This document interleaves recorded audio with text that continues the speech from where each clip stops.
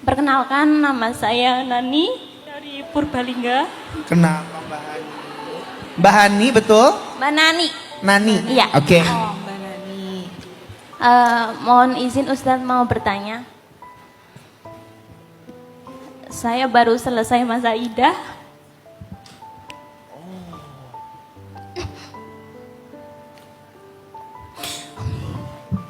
Maaf. Dan saya seorang ibu. Hampir seperti cerita tadi Mbak Rara ya, kayak gitu.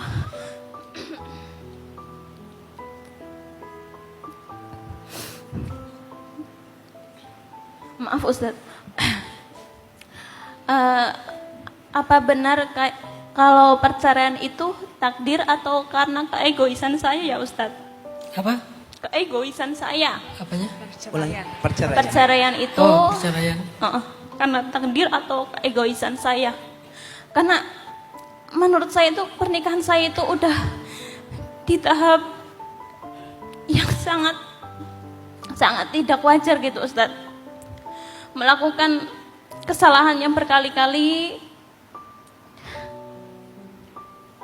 Terus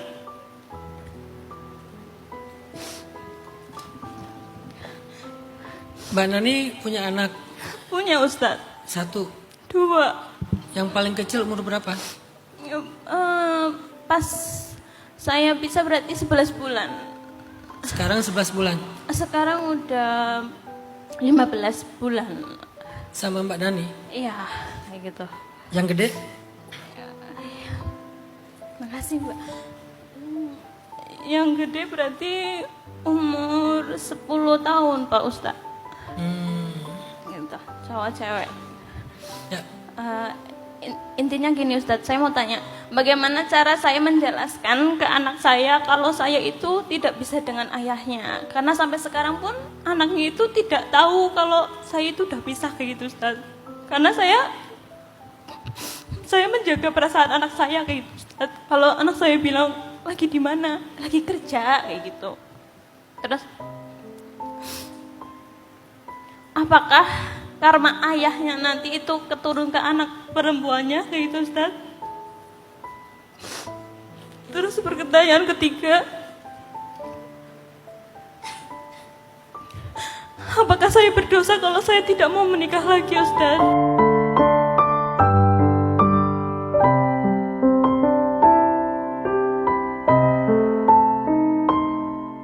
Banyak yang memahaminya kalau seorang ayah atau ibu pernah berzina, nanti anaknya akan nurun gitu, mendapatkan dosa yang sama, akan melakukan hal yang sama atau diperlakukan yang sama oleh orang lain.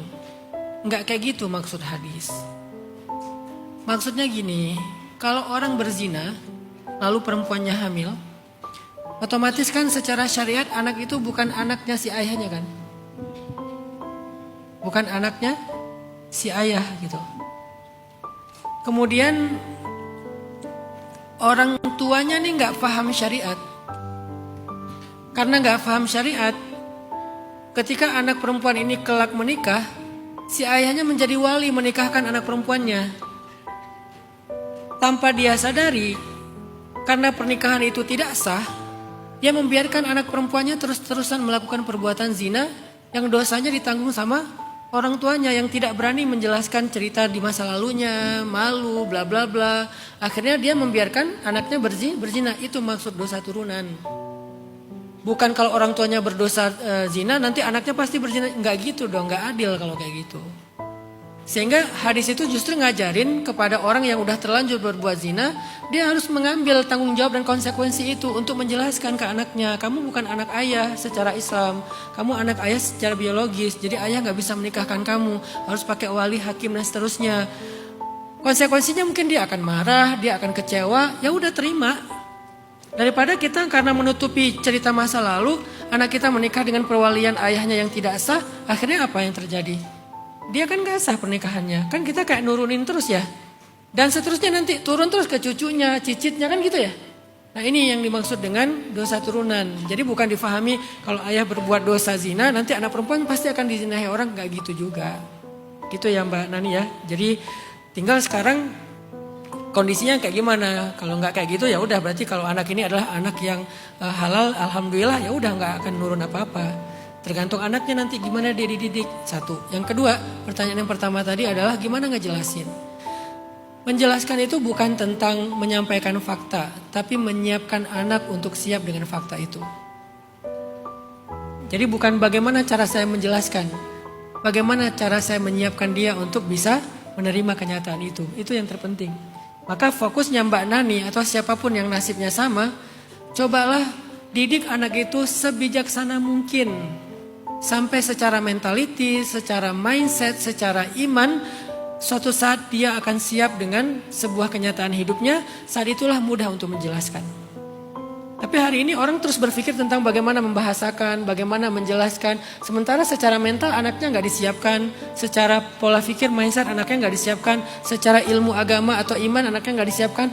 Gimana pun bahasa kita menjelaskan dia nggak akan nerima.